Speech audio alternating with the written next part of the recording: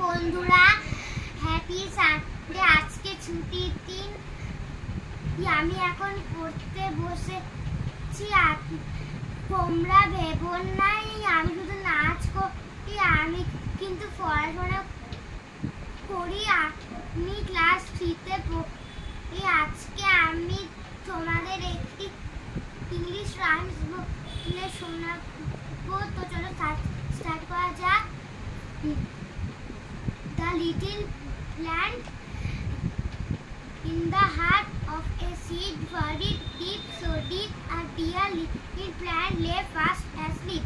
Wake said the sunshine and creep to the light. Wake said the voice of the raindrops bright. The little plant had and it was to see what the wonderful outside might be. Cale Brown. যদি ভালো লাগে অবশ্যই